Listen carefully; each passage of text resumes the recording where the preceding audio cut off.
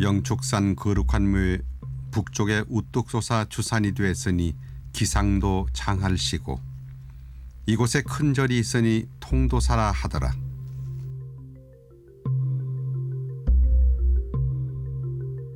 앞으로 용상대덕 길이길이 배출하여 불타의 자비광명 온 누리에 비추면서 화택의 많은 중생 해탈할지어다.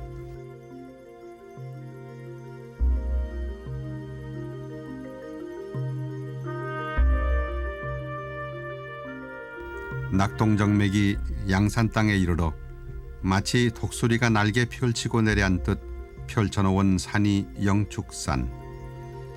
불보종찰 통도사가 거기 깃들어 있다.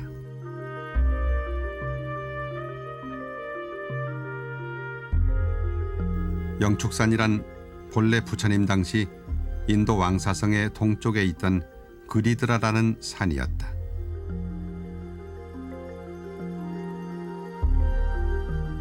성도한 부처님이 제자들에 둘러싸여 많은 경전을 설했던 그 장소, 영산회상의 무대가 바로 영축산이다.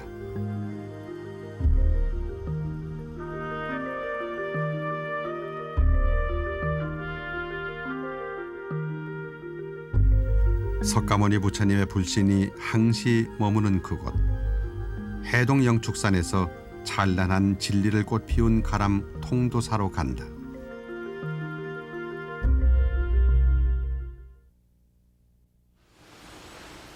절집에 전하는 말로 고산 제1의 사찰은 오대산 월정사요, 야산 제1의 사찰은 영축산 통도사라 했다.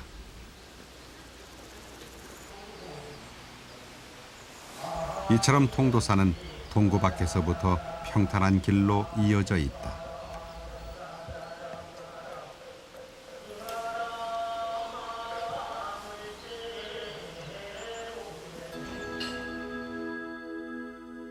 동구 밖 계곡물을 벗삼아 솔숲길을 쉬엄쉬엄 걷다 보면 어느새 일주문이 우뚝 서서 객을 반긴다.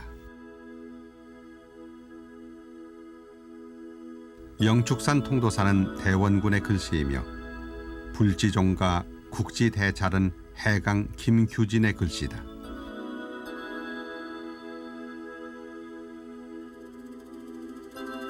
각 성들끼리 모여 사니 반드시 화목해야 하고 가사 입고 삭발했으니 항상 계율을 따라야 하네. 통도사는 그 첫 관문에서부터 계율과 화합을 강조하고 있다.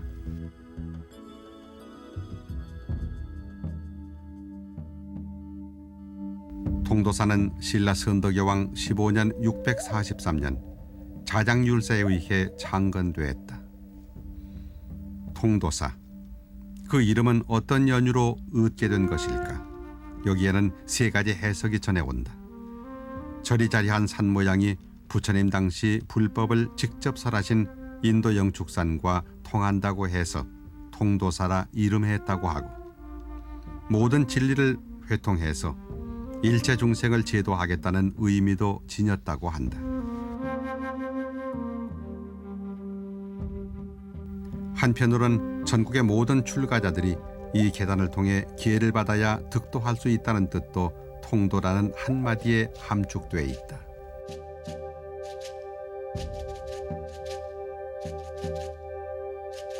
통도사를 창건한 개창주 자장율사는 원효의 두타행, 의상의 종품과는 또 다른 비중으로 신라 조정과 종단을 풍미한 계율의 지도자였다.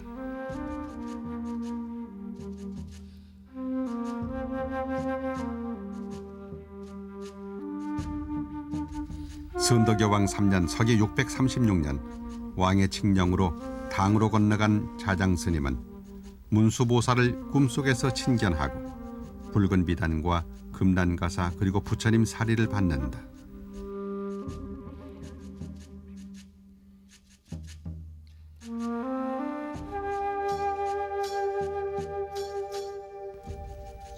이에 자장스님은 귀국 후 즉시 부처님이 상주하시는 영축산의 형상과 같은 산을 삼량주 즉 양산에서 찾아내어 영축산이라 이름하고 이곳 통도사가 부처님 상주처라는 물증으로 석가모니 정골과 사리 가사를 모셨다.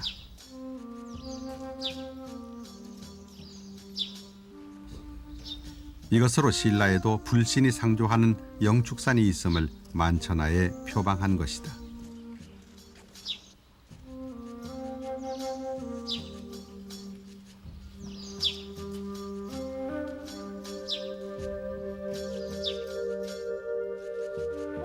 이에 자장스님은 646년 통도사를 창건하고 금강계단을 쌓아 사방에서 모여드는 사람들을 받아들여 기회를 주었다. 이렇게 신라의 불교계에는 자장스님에 의해 새롭게 정비되었다. 조정에서는 자장스님을 국통으로 삼고 승려의 모든 규범을 위임하여 주관토록 했다. 이에 자장은 보름마다 계율을 설하고 지방 사찰을 두루 순시하며 계를 지키지 않은 승려의 과실을 징계했다. 그리하여 10집 중 9집이 불법을 받들었고 스님 되기를 원하는 사람들은 해마다 늘어갔다. 자장스님이 쌓은 계단은 결코 부서지지 않는다는 의미로 금강계단이라고 칭했다. 계율이야말로 금강석처럼 불법을 영원히 지켜주는 방편임을 강조한 것이다. 계율과 선정, 지혜 즉 삼학의 결정체인 부처님의 진신사리.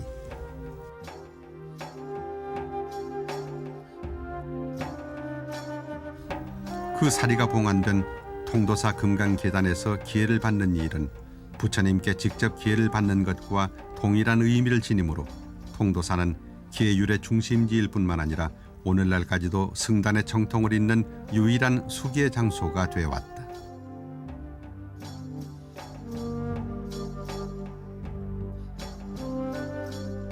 이 계단 자리에는 원래 9마리 용이 살던 아름다운 연못이었다고 한다. 자장스님은 이곳에 살고 있던 구룡을 설법으로 교화시켜 내쫓고 연못을 메꾸어 금강계단을 쌓고 통도사를 창건했다. 8마리 용이 다 흩어진 후에도 한 마리가 이곳에 머물기를 원하므로 스님은 계단 앞 구룡지를 남겨두어 용이 사찰을 수호할 수 있게 했다.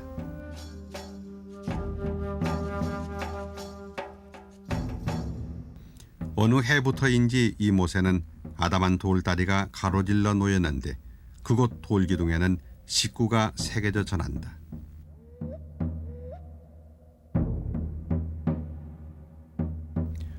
하늘에 숨겨진 신비로움 자장이 얻었으니 이건 역시 문수보살 부촉에서 왔다네.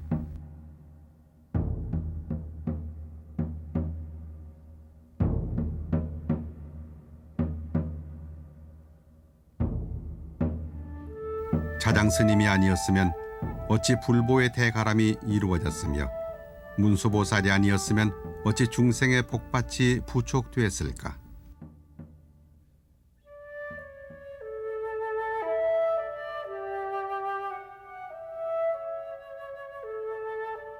금강계단을 중심으로 계율 근본 도량으로서 문을 연 통도사. 그 가람배지부터가 독특한 특징을 보인다.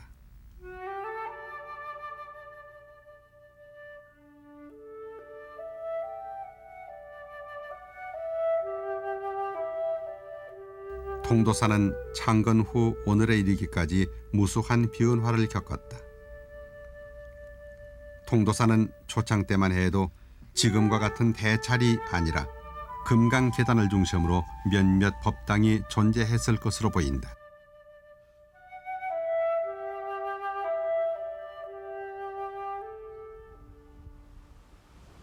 그 뒤 고려 초에 사세가 더욱 확장돼 절을 중심으로 사방 12곳에 절의 경계표지인 국장생 석표를 둘 만큼 대가람이 되었다.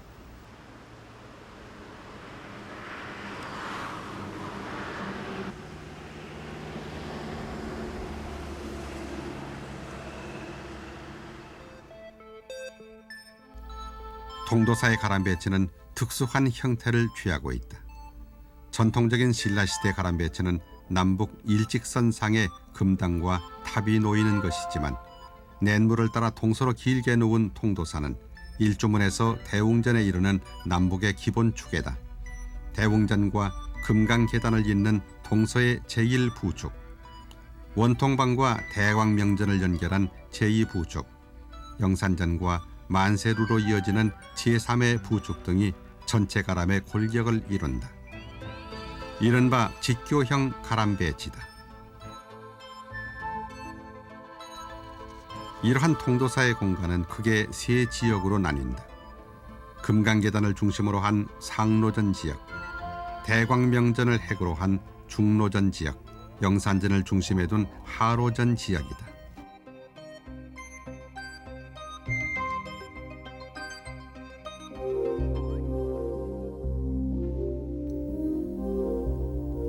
이러한 통도사의 가람배지에서 우리는 자유자재로 화연해 놔두시는 부처님의 모습을 만날 수 있다.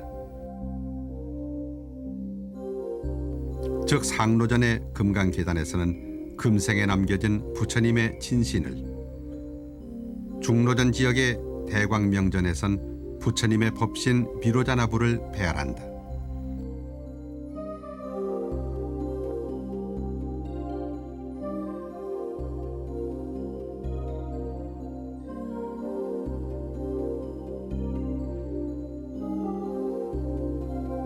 그리고 하로전 지역인 영산전에서는 가장 이상적인 인간상이었던 석가모니 부처님의 8가지 행동 양식을 만날 수 있다.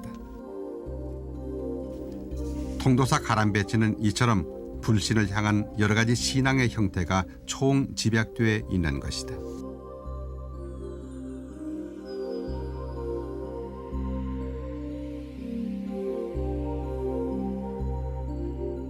통도사는 동편에서부터 일주문, 천왕문, 불이문을 지나고 하로전, 중로전을 다 통과하고서야 상로전 지역이 나타나고 비로소 대웅전을 만날 수 있는 구조다.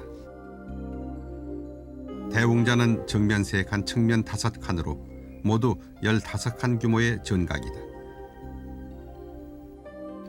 2개의 건물을 복합시킨 독특한 형이다.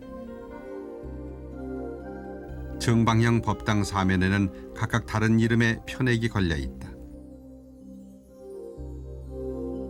동쪽은 대웅전, 서쪽은 대방광전, 남쪽은 금강계단, 북쪽은 정멸보궁이라 쓰여져 있다.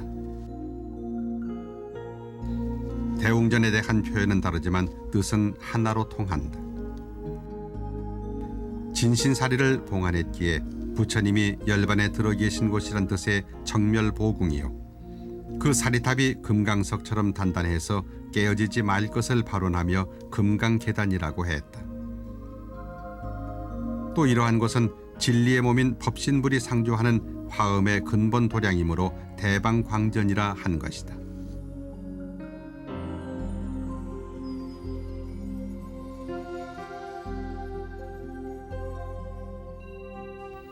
보통 대웅전은 일자형 집인데 반해 이 대웅전 건물은 왕릉 아래 짓는 정자각 형태의 건축 구조를 가지고 있다.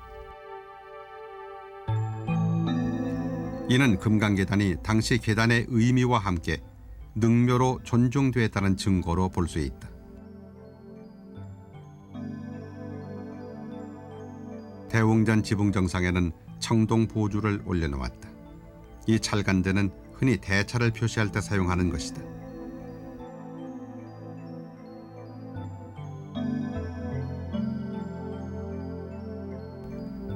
푸르게 녹이 슬어 있는 찰간대가 대웅전의 관록을 말해주고 있다. 이 건물은 조선 중기 불당 건축의 특수형으로 귀중한 자료이다.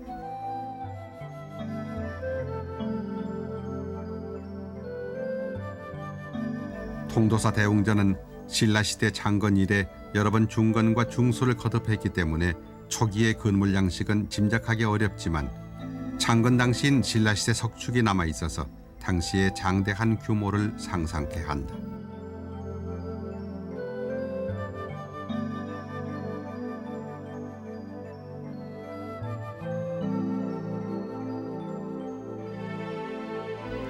가로 10m, 세로 18m, 높이 1m에 이르는 석축에는 적당한 간격으로 우아한 연꽃 문양을 새겨 넣어 소박한 멋을 살렸다.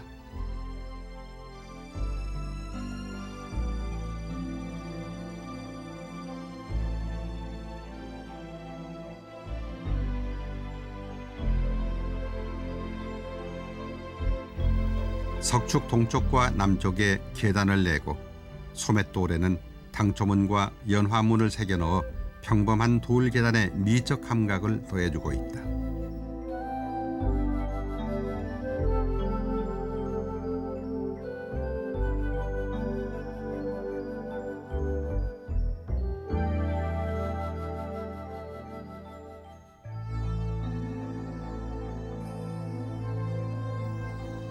대웅전 내부의 우물천정에는 국화와 목단화가 정교하게 조각되어 있어서 화려함의 극치를 이룬다.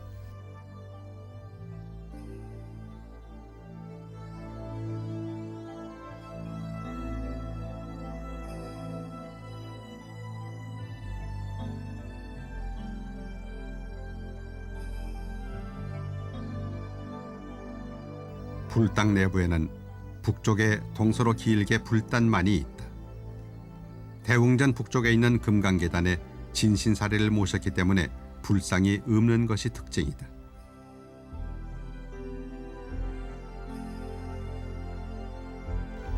부처님의 진신인 사리가 대웅전 뒤쪽에 살아 숨쉬고 있는데 구태여 부처님의 형상은 필요 없다는 것이다. 불단의 탁자에는 벙그러진 천상화며 극락조, 천룡, 사슴 등 온갖 상스러운 동식물을 조각해서 향기로운 극락세계를 옮겨놓고 있다.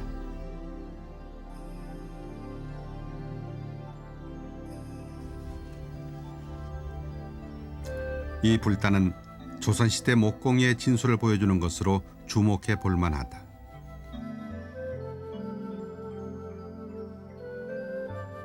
대웅전에서 거느다 보이는 금강계단은 통도사의 정신적인 근거이며 창사 이념을 간직한 성보다.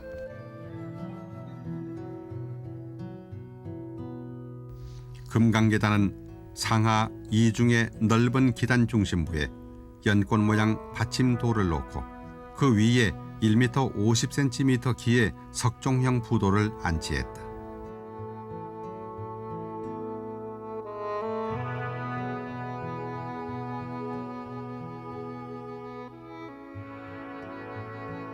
석종 부도의 표면에는 동서로 아름다운 비천상을 도들새김해 넣었고 다시 남북으로 사리함의 형태를 조각해했다.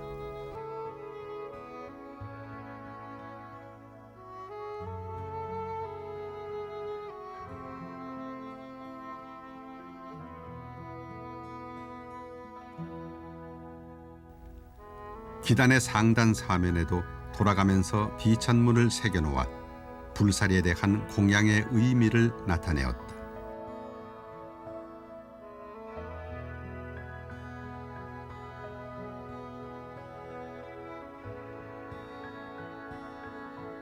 하층 기단의 사면에는 열애상과 보살상의 조각을 가득 채웠으며 다시 네 귀퉁이마다 사천왕 입상을 새겨놓았다.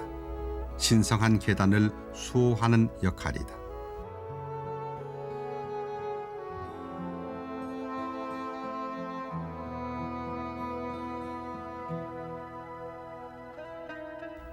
계단 주변에는 성문과 석조 담장을 둘러쓰나 모두 근세들어 중수했던 흔적이다.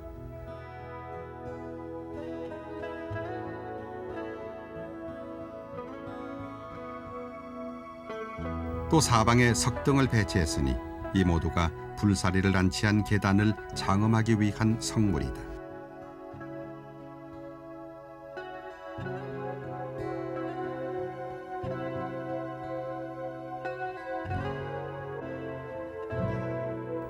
(1300년) 동안 이 계단은 통도사의 핵심으로 승단의 구심점이 돼 그 맥을 이어왔다.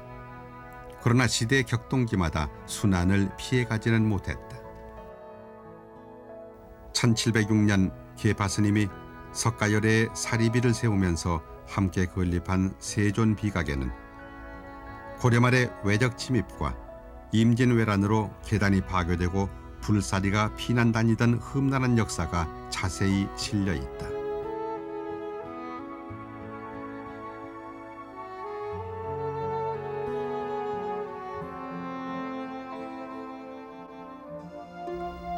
대웅전 동남쪽에 서방을 바라보고 앉은 건물이 명부전이다. 정면 5칸, 측면 2칸으로 된 긴 장방형 건물 명부전.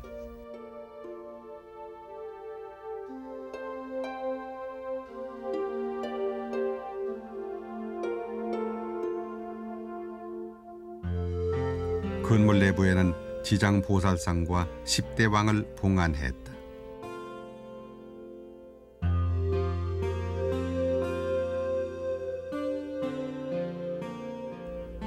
후불벽화인 지장보살도는 1798년 양공지연에 의해 제작된 것이다. 한가운데 반가 자세에 지장보살이 앉아있고 그 좌우에 8보살, 무독귀왕과 도명존자, 동자들이 늘어서 있다. 지장보살은 석장은 없지만 오른손을 어깨 높이만큼 올려서 보주를 잡고 있다.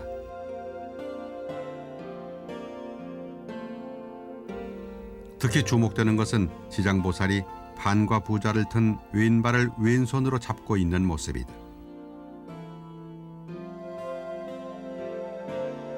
현존하는 지장보살상에서 그 유래를 찾아볼 수 없는 특이한 형태인 것이다.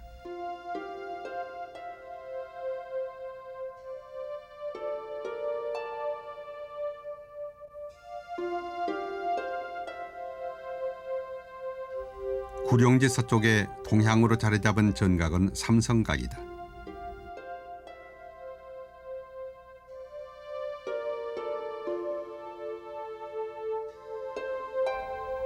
건물 내부에는 왼쪽에 삼성탱, 즉 지공, 무학, 나옹 스님 등 고려 말의 3대 화상의 진영을 모셨고 중앙에 칠성탱, 오른쪽에 독성탱을 안치했다. 삼성 중 인도성 지공스님은 특히 통도사와 인연 깊은 분이다. 달마선사와 같이 존경받았던 지공스님은 금강계단에 참배한 후 부처님의 사리와 가사를 친견할 때의 공덕을 최고로 쳤다. 계단에서 등단 설법을 하고 성대한 법회를 여는 등 당대 어느 누구보다 통도사와 금강계단을 숭배했던 고승이었다.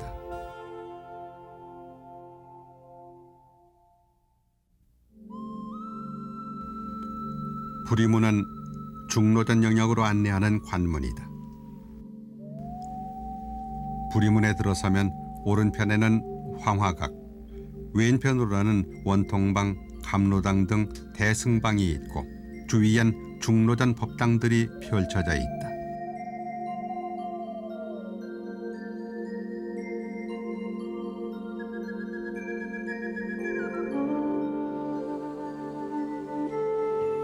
중로전의 중심 건물로 대웅전 서북쪽에 자리 잡은 대광명전은 산해에서 가장 고색 어린 건물이다.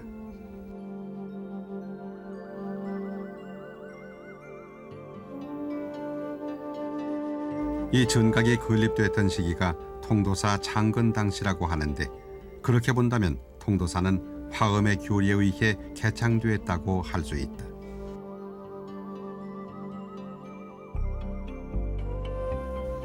이는 자장스님이 당해 청량산에서 문수보살상 앞에 기도하여 꿈에 얻은 개송이 바로 화엄의 교리를 천명한 것이었기 때문에 추측 가능한 일이다. 그러므로 자장스님이 귀국해서 통도사를 개창하면서 화엄 사상에 따라 대광명전을 창건했다는 것은 자연스러운 일이다.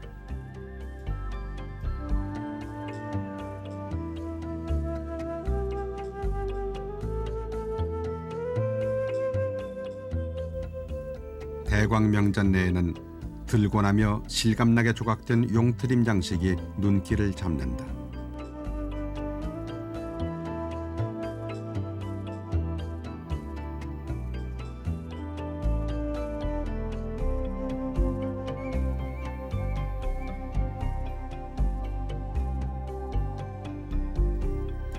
불단을 향하면 진리의 빛으로 가득한 비로자나 부처님이 좌정에 계신다. 형상으로서 나를 보려 하거나 음성으로 나를 구하면 사도를 행하는 것이니 영원히 열애를 보지 못하리라 하신 부처님. 인간 내면에 깊숙이 숨어있는 비로자나 진신을 바로 보라는 말씀이 깃들어 있는 전각이 대광명전이다.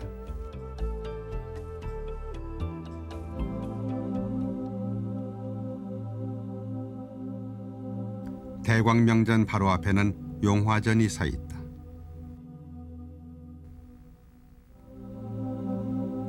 고려 왕조인 1369년에 건립되었고 1725년에 중건된 건물이다. 전각 안에는 2m에 달하는 미륵불 좌상을 안치했다.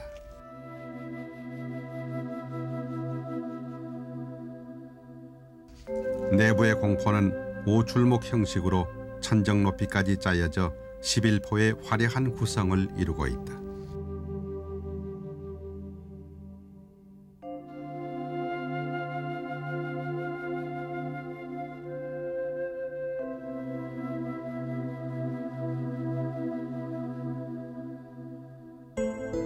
용화전 앞에는 높이 약 2.5m의 석조 봉발탑이라 불리는 석조물이 놓여 있다.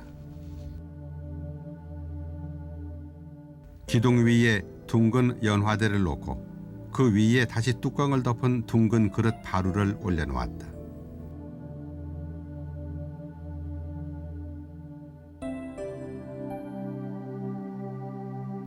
그릇의 형태 부분 묘사가 사실적이어서 크기에 비해 가볍게 느껴지며 받침대와의 시각적인 균형도 유지하고 있다.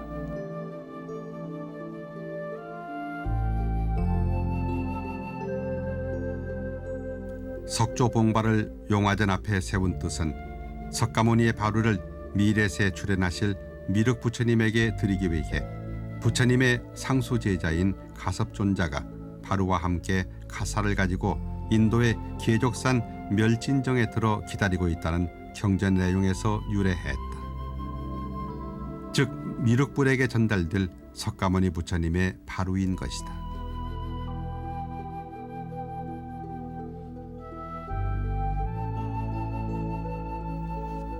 용화전 앞, 그러니까 부리문과 대웅전 사이에 관음전이 있다.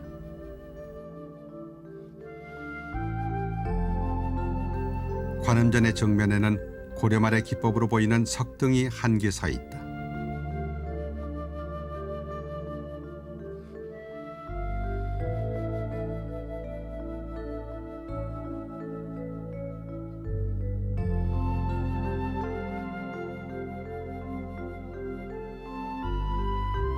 내부에는 관음 보살상을 안치했다.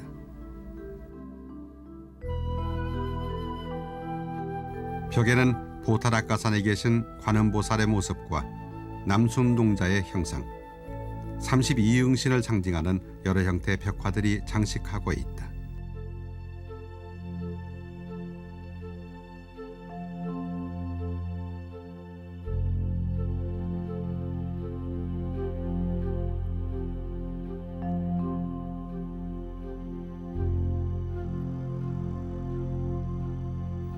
관음보살 대의왕은 감로병중 법수향기로 번뇌구름 씻어내고 오색석이 뿜는구나. 중생의 뜨거운 머리 청량수로 적시고저.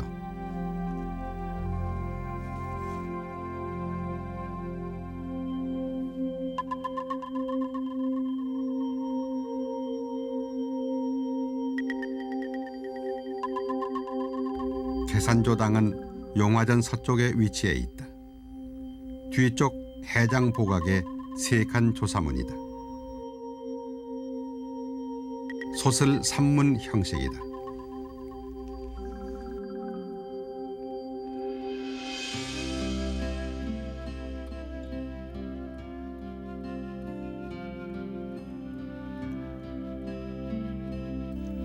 해장 보각은 자장율사의 영정을 봉하는 조사당이면서 주변에 고려 대장경 1234권을 봉안하고 있었다.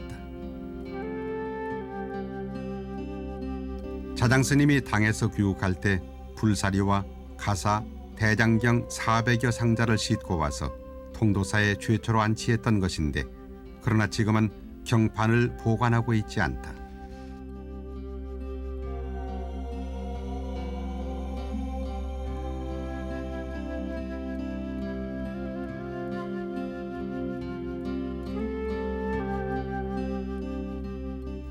해장보각 바로 뒤쪽에 동향에 있는 전각이 장경각이다.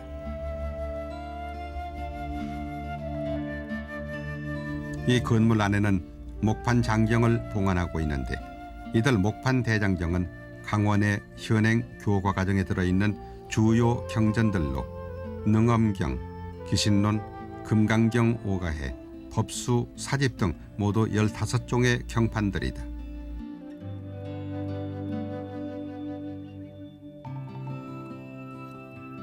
이들은 대부분 인근의 운흥사가 한말에 피해사될 때 옮겨온 주요 경판들이다.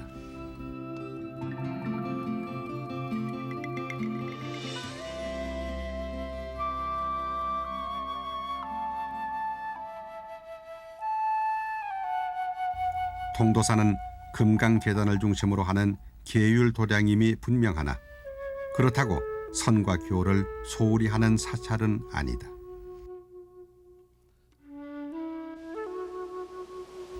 예전부터 율사뿐 아니라 경과 논에 해박한 논사, 선리에 밝은 스님들이 빽빽히 들어차 영축총림을 이루었다.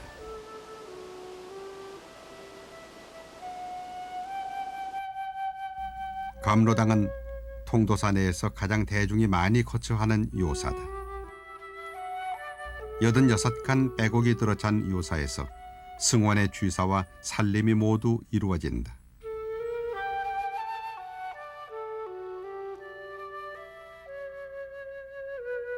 갓 출가한 행자들은 이곳에서 하심을 익히고 부처님을 향한 마음결을 닦는다.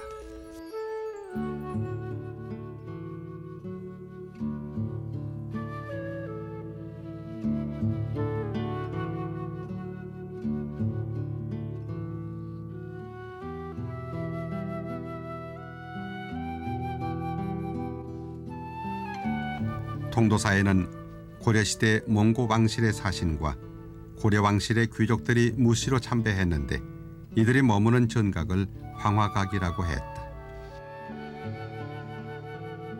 현재는 학생들이 수학하며 기거하는 강원이다. 불교 전문 강원이란 현판을 달았다. 현재도 불법을 배우고 있는 젊은 학생들의 정진 열기가 뜨거운 이곳 황화각, 미래 불교를 이끌어갈 아라한의 전당이다.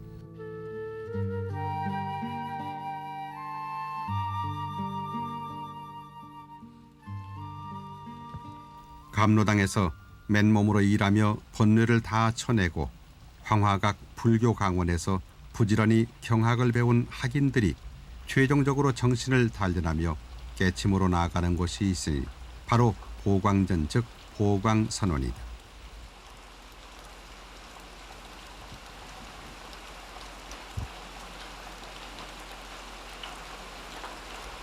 (1970년에) 건립된 선방이다.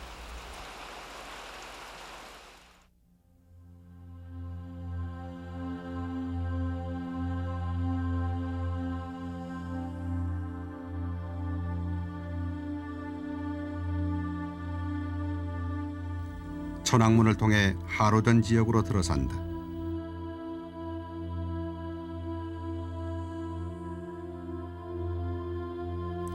만세루와 사물이 가득한 범종각을 끼고 하로전 지역에 들어서면 영산전을 중심에 두고 서쪽으로 약사전, 동쪽에는 극락보전이 펼쳐진다.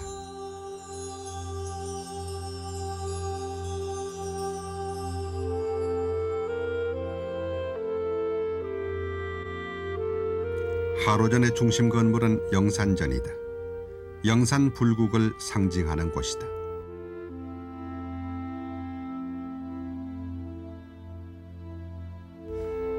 통도사가 창건되던 7세기 초엽은 불교라는 외래 종교가 신라 땅에 본격적으로 뿌리내리기 시작하던 때였다. 당시에는 신라가 불교와 무관한 땅이 아니라 본래 불보살이 상주하던 불국토라는 신념이 널리 번지고 있었다. 이러한 불국토 신앙을 형성하는 데 결정적으로 기여했던 인물이 자장스님이었기에 통도사가 자리 잡은 산을 부처님이 설법하시던 영산, 즉 영축산이라고 불렀던 것이다.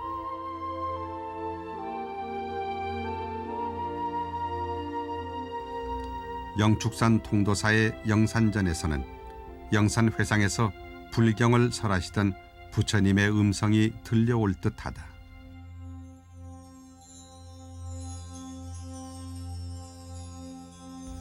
영산전 내부에 들어서면 석가열애가 좌정하여 맞아주신다.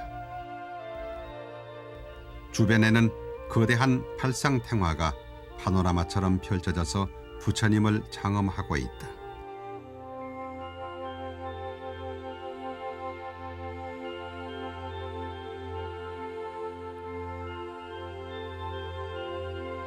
영산전은 불단뿐 아니라 건물 내벽에 그려진 벽화도 수작으로 평가되고 있다.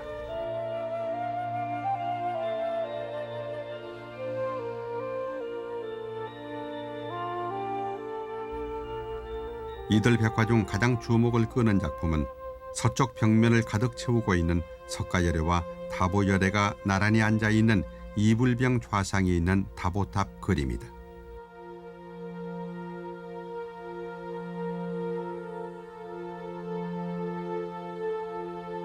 질보로 화려하게 장식되어 있는 탑. 석가와 다보열의 설법을 듣는 보살과 성문중이 적절하게 분산 배치되어 있고 색채 또한 밝고 화사한 화면을 이룬다. 한 벽면을 가득 채울 정도로 대형 벽화이면서 독립된 이불병 좌상이 있는 다보탑 그림은 유일한 것이어서 더욱 소중한 성보다.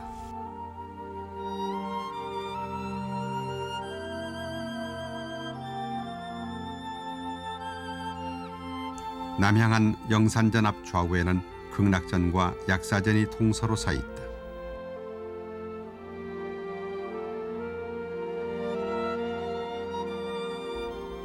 극락전은 규모가 작은 건물이지만 짜임새와 전체적인 외관이 현실하게 꾸며진 건물이다.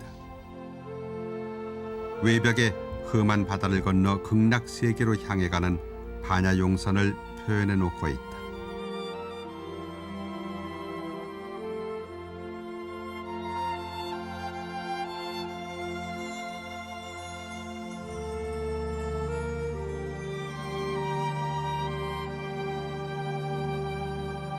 극락전 안에는 서방정토 극락세계 교주인 아미타불과 관음보살, 대세지보살이 협시하고 있다.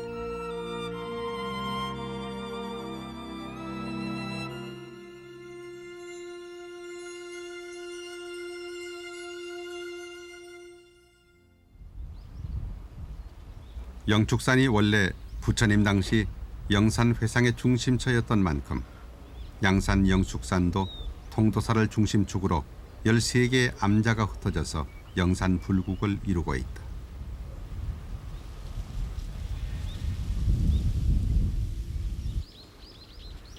통도사의 서북쪽에는 안양암, 자장암, 극락암, 기로암, 백운암, 축서암이 있고 남산 쪽에는 보다암, 취운암, 수도암, 서운암, 사명암, 백운암, 옥년암이 있다.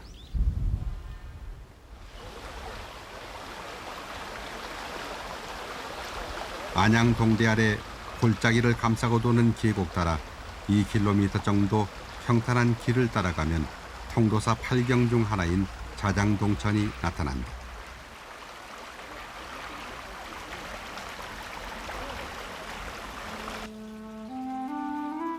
그곳 높다란 석벽 아래 암자가 자장암이다. 통도사를 짓기 전 자장율사가 석벽 아래 움집을 짓고 수도하던 곳이라 전해진다. 법당은 자그마한 인법당이다.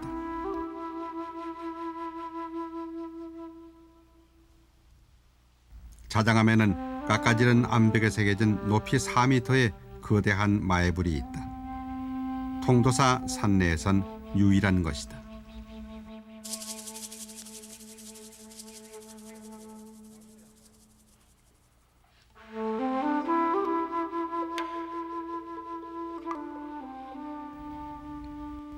법당 뒤쪽의 암벽에는 맑은 석간수가 흘러나오고 그 석벽에 엄지손가락이 들어갈 만한 구멍이 있다.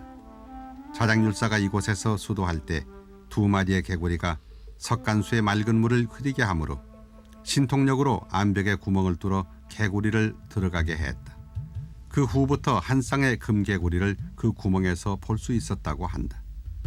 통도사를 찾는 참배객들은 의례 이 자장암의 금개구리를 친견하고자 애쓴다.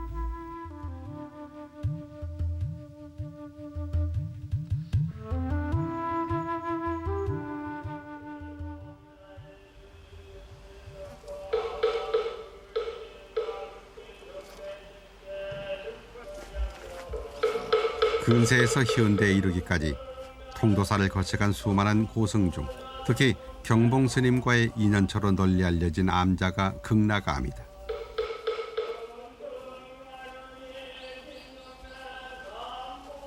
극락암에서 깨침을 얻었던 경봉 스님은 스님 문하로 찾아드는 수많은 선승들을 지도해서 극락선원을 명실공히 한국 제1의 선방으로 만들었다.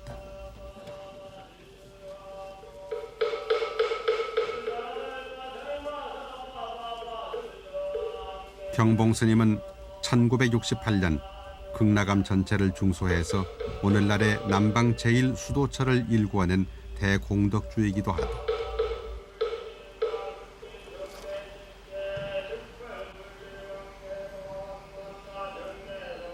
극락암의 전체 건물은 9동의 104칸으로 독립사찰의 규모에도 손색이 없다.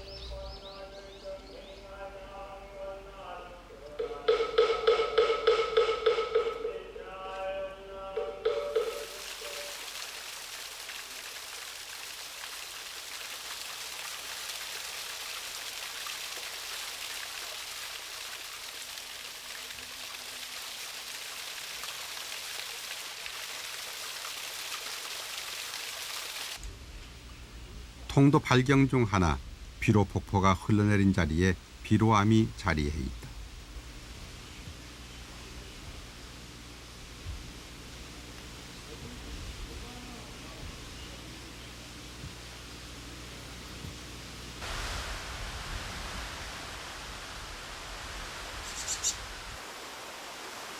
통도사의 암자 중 가장 산꼭대기에 자리해 있는 곳이 백운암이다.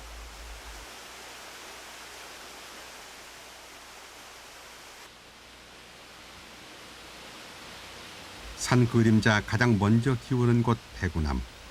노승이 홀로 선정에 든다.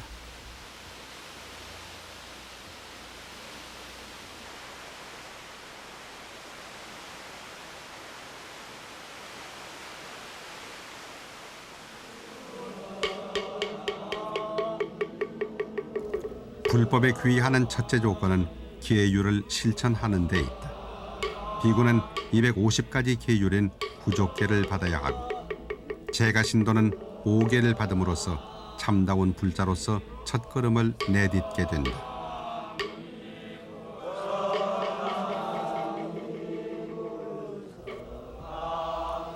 계율이 단순한 금지에 머물지 않고 모든 중생에게 이익을 주겠다는 보살계로 확산될 때 대승불교의 참된 이상은 이 땅에서 펼쳐지리라. 이것이 자장율사가 통도사를 짓고 금강계단을 지어 올린 참뜻이다.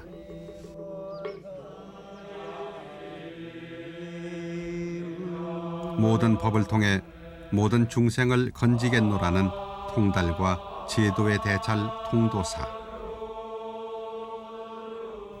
엄격한 청규의 맹세와 그 실천이 함께하는 보살기의 도량.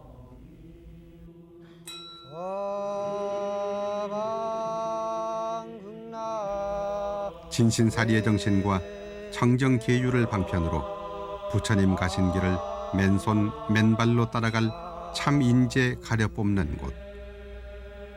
통도사는 말법 시대를 밝히는 계율의 가람이다.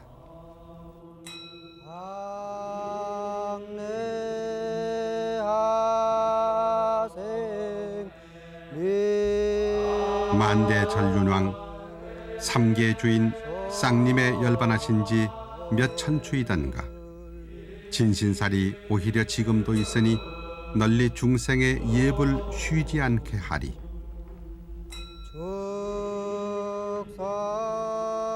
산주